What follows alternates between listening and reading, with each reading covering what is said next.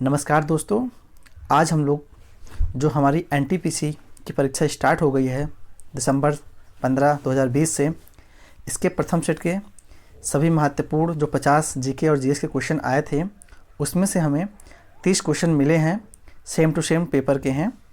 तो उसके बारे में हम लोग चर्चा करेंगे। क्वेश्चन कैसा था, पेपर का लेवल कैसा था, उसको हम लोग देखेंगे। ठीक है, तो चलिए शुरू करते हैं। ठीक है, तो पहला क्वेश्चन आया था 2023 AFC एशियन कप कहाँ आयोजित हुए हैं। ठीक है, तो ये हमारे जो आयोजित हुए हैं AFC एशियन कप जो आयोजित होंगे 2023 में, ये हमारा होगा कहाँ पे, चीन में होगा। क्या, इसका 18वां एडिशन होगा। ठीक है, और उसके बारे में थोड़ा डिटेल है, आप लोग उसको पढ़ लीजिएगा।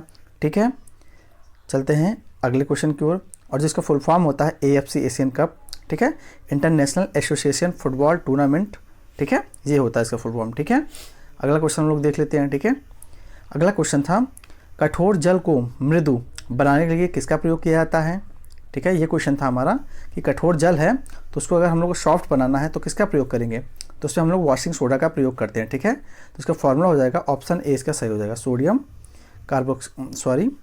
Na2CO3 10H2O। ठीक है, इसका प्रयोग करते हैं। ठीक है, चलते हैं अगले क्वेश्चन की ओर। तो अगला क्वेश्चन आया था एल नीनो किस प्रकार की जलधारा है। ठीक है, एल नीनो पूछा था कि किस प्रकार की जलधारा है। ठीक है, तो ये हमारी गर्म जलधारा होती है। ठीक है, एल नीनो जो होती है हमारी, ये गर्म जलधारा होती है। ठीक है, और हम लोग देख लेते हैं कहाँ पाई जाती है। यह दक्षिण अमेरिका के पश्चिमी तट पर स्थित इक्वाडोर और पेरू देश के तटीय समुद्री के कुछ सालों के अंतराल पर घटित होती है। ठीक है, तो अगला क्वेश्चन था विच इज नेटवर्क टोपोलॉजी। आपसे पूछा था कि नेटवर्क टोपोलॉजी इन चारों में से कौन सा है, तो इसका सही जवाब हो जाएगा ऑप्शन डी, बस। बस जो है इसमें एक नेटवर्क टोपोलॉजी है, जबकि LAN, MAN, WAN ये हमारे नेटवर्क होते हैं। ठीक है, बस के और प्रकार हैं जो आपके सामने दिए गए हैं, स्टार टोपोलॉजी, रिंग टोपोलॉजी, ये सब हमारे टोपोलॉजी के प्रकार होते हैं। ठीक है, चलते हैं अगले प्रश्न की ओर। अगला क्वेश्चन था उड़ीसा में जो गरीमाथा बीच किस हेतु प्रसिद्ध है। आपको बताना है उड़ीसा का जो बीच है गरीमाथा, वो किस लिए प्रसिद्ध है। तो ये जो ओलिव रिडेल कछुए हैं उनके घोंसले बनाने के लिए ये बीच प्रसिद्ध है। ठीक है, कौन सा, ओलिव रिडेल कछुए या ओलिव रिडेल सी टर्टल, टर्टल्स में हमारा कछुआ होता है। ठीक है, ये इसके लिए प्रसिद्ध है। ठीक है, चलते हैं अगले क्वेश्चन के लिए। तो अगला क्वेश्चन है जस्तीकरण या गैल्वेनाइजेशन की प्रक्रिया में लोहे पर किस धातु की परत चढ़ाई जाती है। ठीक है, तो आप लोग इसको जानते हैं, जस्तीकरण जो होता है हमारा जस्ता का उपयोग होता है। ठीक है, चलते हैं अगले क्वेश्चन की ओर। अगला क्वेश्चन था who is founder of depress class association. आपको बताना है कि डिप्रेस क्लास एसोसिएशन है उसके फाउंडर कौन थे। ठीक है, तो उसका सही जवाब हो जाएगा doctor Ambedkar founded depress class association in 1930। ठीक है, चलते हैं अगले क्वेश्चन की ओर। 8वां क्वेश्चन आपसे पूछा था बल की SI यूनिट पूछा था, तो बल की SI यूनिट आप लोगों को पता ही है क्या होता है, न्यूटन होता है। ठीक है, चलते हैं अगले प्रश्न की ओर। तो अगला क्वेश्चन था URL की फुल फॉर्म क्या होती है। ठीक है, तो इसका फुल फॉर्म होता है यूनिफॉर्म रिसोर्स लोकेटर। क्या होती है URL का full form, uniform resource locator. ठीक है, और अगला क्वेश्चन था 10वां मोमेंटम, संवेग जो होता है हमारा, क्या होता है, संवेग का आपको फार्मूला पूछा था, क्या होता है, तो संवेग P इक्वल टू होता है हमारा मास इंटू वेलोसिटी, अर्थात द्रव्यमान इंटू वेग। ठीक है, चलते हैं अगले क्वेश्चन की ओर। और इसका जो हमारा यूनिट होता है मास का हमारा हो गया, क्या होगा, मास का हमारा किलोग्राम हो जाएगा। ठीक है, और वेलोसिटी हो जाएगा मीटर प्रति सेकेंड। ठीक है, चलते हैं अगले क्वेश्चन की ओर। अगला क्वेश्चन था स्थायी बंदोबस्त किसके द्वारा लागू की गई थी। ठीक है, तो इसका सही जवाब हो जाएगा लॉर्ड कॉर्नवालिस। कौन था स्थायी बंदोबस्त को लागू करने वाला, लॉर्ड कॉर्नवालिस। ठीक है, इसको लागू किया गया था 22 मार्च 1993 को। ठीक है, चलते हैं अगले क्वेश्चन की ओर। अगला क्वेश्चन है नॉन कॉपरेशन मूवमेंट, असहयोग आंदोलन की शुरुआत किसने और कब किया था। तो जैसा कि आप लोगों को पता ही होगा कि इसकी शुरुआत जो हुई थी 5 सितंबर 1920 को, किसके द्वारा, महात्मा गांधी द्वारा की गई थी। ठीक है, अगला क्वेश्चन था BCD का फुल फॉर्म क्या था, ये कंप्यूटर से था, तो इसका जो फुल फॉर्म होता है बाइनरी कोडेड डेसिमल होता है। क्या होता है BCD का, बाइनरी कोडेड डेसिमल। ठीक है, चलते हैं अगले क्वेश्चन की ओर।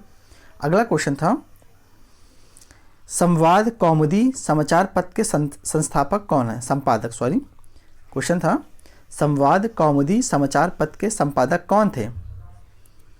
तो इसका जो सही जवाब हो जाएगा, राजा राम मोहन राय ने इस समाचार पत्र को संपादित किया था। कब किया था? 1819 में कोलकाता में, ठीक है। और जो समाचार पत्र था, ये जो हमारी सती प्रथाएं होती थी पहले, उसके रोकथाम के लिए ये हमारा समाचार पत्र था, ठीक है।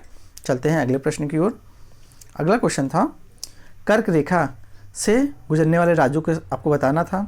तो आपको जैसे एक ट्रिक है इसमें, मित्र पर गमछा झार, ठीक है। मित्र पर गमछा झार से आप उसको याद कर सकते हैं कि कर्क रेखा भारत के कितने राज्यों से गुजरती है, ठीक है। तो भारत की ये 8 राज्यों से गुजरती है। कौन कौन से? एक तो गुजरात हो गया, ठीक है, राजस्थान हो गया, मध्य प्रदेश हो गया, छत्तीसगढ़ हो गया, झारखंड हो गया, पश्चिम बंगाल हो गया, त्रिपुरा हो गया, मिजोरम, ठीक है। अगला क्वेश्चन था हमारा, फर्स्ट जनरेशन कंप्यूटर की लैंग्वेज क्या थी? क्वेश्चन आपसे पूछा था जो प्रथम पीढ़ी के कंप्यूटर थे उसकी भाषा कौन सी थी? तो इसकी जो भाषा थी मशीन भाषा थी। कौन सी भाषा थी? लो लेवल की मशीन भाषा थी, ठीक है। और जो सेकंड जनरेशन की हमारी भाषा थी वो असेंबली लैंग्वेज थी। कौन सी? Assembly language. और जो थर्ड जनरेशन और फोर्थ जनरेशन है और फिफ्थ जनरेशन है, ठीक है, थर्ड जनरेशन की जो लैंग्वेज थी हाई लेवल लैंग्वेज थी। कौन सी? थर्ड जनरेशन में हाई लेवल लैंग्वेज थी। और जो फिफ्थ जनरेशन थी उसकी जो लैंग्वेज थी आर्टिफिशियल इंटेलिजेंस लैंग्वेज पे काम करती हैं, जो हमारी 5वीं पीढ़ी अब चल रही है, ठीक है। और आपसे ये भी कोई पूछता है कि फर्स्ट जनरेशन में किस चीज़ का उपयोग किया जाता था? तो उसमें यूज़ किया जाता था वैक्यूम ट्यूब का, ठीक है। आप लोग से हम एक क्वेश्चन पूछ रहे हैं कि सेकेंड जनरेशन में किस चीज़ का उपयोग किया जाता था? अगर आप लोग को पता हो तो कमेंट में आप जवाब दीजिए, ठीक है। चलते हैं अगले क्वेश्चन की ओर। अगला क्वेश्चन था, वे परमाणु जिनके परमाणु द्रव्यमान तो समान होते हैं लेकिन परमाणु क्रमांक अलग अलग होते हैं, उन्हें क्या कहते थे? तो उसे सिंपल सा, उन्हें समभारिक। जिनके परमाणु भार समान होते हैं, ठीक है, द्रव्यमान से हमारा भार हो गया, और जिनके भार समान हो गए तो समभारिक कहेंगे, ठीक है। चलते हैं अगले क्वेश्चन की ओर। अगला क्वेश्चन था, बैंक का रेगुलेशन कौन करता है? आपको बताना है कि भारत में जितने भी बैंक हैं, जैसे SBI हो गया, पंजाब नेशनल बैंक हो गया, इन सबको रेगुलेट कौन करता है? तो उन्हें हम रेगुलेट करता है reserve bank of India, act 1934, ठीक है। अगला क्वेश्चन था 20 नंबर, कि रोड पर गाड़ी की में यात्रा के समय जो मोड़ आते हैं तो उस पर कौन सा नियम काम करता है? तो अगर आपको न्यूटन का गति का नियम पहला दिया हो तो ये सही हो जाएगा। अगर ये ना दिया हो तो सेंट्रीपिटल फोर्स काम करेगा, ठीक है। दोनों ऑप्शन में अगर जो दिया हो आपको वो आप कर सकते हैं, ठीक है। एक ही ऑप्शन देगा इन दोनों में से, ठीक है। चलते हैं अगले क्वेश्चन की ओर। अगला क्वेश्चन था, रॉ मटेरियल अर्थात कच्चे माल से जो वस्तुएं बनाई जाती हैं वह अर्थव्यवस्था के किस क्षेत्र से संबंध रखता है?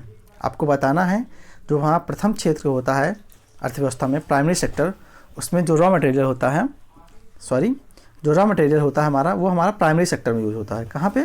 प्राइमरी सेक्टर में, ठीक है। और जो सेकेंडरी जो हमारा होता है उसमें हमारा अगर जैसे कच्चा माल है तो हमारा प्रथम सेक्टर हो जाएगा, और जब हमारा द्वितीय सेक्टर होता है उसमें हम कच्चे माल का कोई उत्पाद बना देते हैं, ठीक है। जैसे हमारा कोई लोहा है, हम उसको खनिज करके निकालते हैं, उसके बाद लोहे का हम लोग कुछ गाड़ी वाड़ी बना दिए तो हमारा द्वितीय सेक्टर में आ जाएगा, ठीक है। उसके बाद उसका उपयोग करेंगे हम लोग, जो कस्टमर खरीदेंगे तो हमारा वो तृतीय क्षेत्र में आ जाएगा, ठीक है। चलते हैं अगले प्रश्न की ओर। तो अगला प्रश्न था, गर्म व ठंडे जल के विलयन गर्म और ठंडे जल में क्या विलय नहीं होता है? आपको बताना है इन चारों में से कि गर्म और ठंडे जल में क्या विलय नहीं होता है। तो सिंपल सा है, जिंक विलय नहीं होगा। जिंक क्यों नहीं विलय होगा? क्योंकि जैसा कि आपको पता है कि लोहे पे हम लोग किसका लेप करते हैं? जस्ते का लेप करते हैं, ठीक है। तो ये भी एक प्रकार का सॉलिड है जो पानी के साथ मतलब सोल्यूशन नहीं बनाएगा, ठीक है। ठीक है, चलते हैं अगले क्वेश्चन की ओर। अगला क्वेश्चन था, दिल्ली में लाल किले में आज़ादी के भूले बिसरे दीवानों की याद में एक संग्रहालय बनाया गया था, उसका नाम क्या था? ठीक है, तो ये क्वेश्चन हमारा करंट अफेयर से था। तो करंट अफेयर जो आ रहा है 2019 के भी आ रहे हैं, ठीक है। तो ये हमारा 6 मार्च 2019 को इसका उद्घाटन किया गया था और इसका नाम क्या है? आज़ादी के दीवाने संग्रहालय, ठीक है। और कुछ डिटेल दिए गए, आप लोग पढ़ लीजिए, ठीक है। चलते हैं अगले क्वेश्चन की ओर।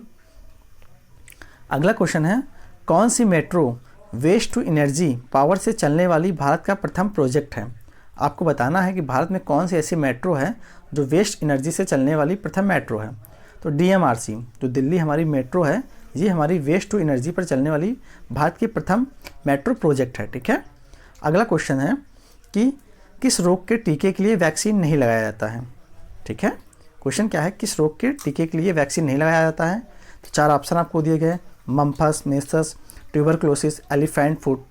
तो इसका जो सही जवाब हो जाएगा, जो हाथी पाँव होता है रोग होता है, इसके लिए कोई वैक्सीन नहीं बनी है। ठीक है, तो इसका सही जवाब हो जाएगा हाथी पाँव रोग। ठीक है, अगला क्वेश्चन है 26 नंबर, अगर कोई वस्तु स्वतंत्र रूप से गिरता है तो उसके स्थितिज ऊर्जा और गतिज ऊर्जा में क्या परिवर्तन होगा? तो सिंपल सा आप लोग जानते हैं, अगर कोई वस्तु किसी ऊंचाई से गिर रही है तो उसकी स्थिति घटती जाएगी। ठीक है, अगर मान लीजिए इसकी पहली मीटर हाइट s थी, तो अगर लगातार वो नीचे आ रही है तो उसकी हाइट कम हो जाएगी। और जो हमारी पोटेंशियल एनर्जी होती है अर्थात स्थितिज ऊर्जा, तो P क्या होता है, mgh होता है। और जितनी हाइट कम हो जाएगी उतना इसका पोटेंशियल एनर्जी के मान घटता जाएगा। ठीक है, और जो काइनेटिक एनर्जी होती है, हमारी काइनेटिक एनर्जी होती है हाफ mv स्क्वायर होता है। तो जैसे जैसे पिंड हमारा नीचे आता जाएगा उसकी वेलोसिटी बढ़ती जाएगी। तो अर्थात क्या हो जाएगा, जो हमारी काइनेटिक एनर्जी अर्थात हमारी जो गतिज ऊर्जा है वो बढ़ती जाएगी, और जो हमारी पोटेंशियल एनर्जी है अर्थात स्थितिज ऊर्जा है वो हमारी घटती जाएगी। ठीक है, चलते हैं अगले क्वेश्चन की ओर। तो अगला क्वेश्चन है, सबसे ज़्यादा थोरियम किस राज्य में पाया जाता है?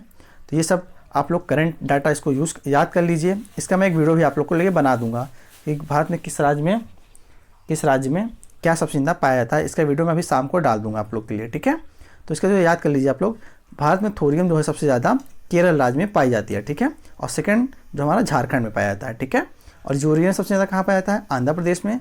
मैग्नीज, क्रोमाइट, निकिल, बॉक्साइड, ये सब हमारे उड़ीसा में पाए जाते हैं। ठीक है, अगला क्वेश्चन है 29 नंबर क्वेश्चन है हमारा, सबसे ज़्यादा स्टोरेज क्षमता इकाई किसकी है? सबसे ज़्यादा स्टोरेज क्षमता इकाई किसकी होती है? तो हमारा जो इसमें सही जवाब है पेटाबाइट। पेटाबाइट में सबसे ज़्यादा हमारी स्टोरेज होगी इन चारों में से। ठीक है, तो सबसे कम किस में होती है? किलोबाइट, उसके बाद MB, उसके बाद GB, उसके बाद TB, उसके बाद PB, जिसे हम पेटाबाइट कहते हैं। उसके बाद आता है ZB, जिसे हम लोग कहते हैं जेटाबाइट। ठीक है, उसके बाद आता है योटाबाइट, YB। ठीक है, सबसे ज़्यादा YB में आता है। ठीक है, और आज का हमारा अंतिम क्वेश्चन है जो हमको मिला है, MS एक्सेल में होता है, आपको बताना है MS एक्सेल में क्या होता है। तो इसका सही जवाब हो जाएगा, इसमें क्या होता है, MS एक्सेल जो हमारी एक पेज होती है कंप्यूटर पे, MS एक्सेल, इस पर हमारे क्या होते हैं, कॉलम होते हैं, इसे जो खड़ी लाइन होती है, और जो लेटी लाइन होती है अर्थात हॉरिजॉन्टल लाइन, इसे हम लोग क्या कहते हैं, रो कहते हैं। ठीक है, खड़ी लाइन को हम लोग कॉलम कहते हैं, और जो लेटी लाइन है अर्थात जो हॉरिजॉन्टल लाइन है उसे हम लोग रो कहते हैं। ठीक है, तो उम्मीद है आप लोग को वीडियो पसंद आया होगा। अगर आप लोग को वीडियो पसंद आया हो तो वीडियो अपने दोस्तों को भी शेयर करें, ताकि उन्हें भी पता चल सके कि रेलवे NTPC में कैसे क्वेश्चन आ रहे हैं। अगर आप लोग को वीडियो पसंद आए तो वीडियो को लाइक करें तथा हमारे चैनल को ज़रूर सब्सक्राइब करें। धन्यवाद।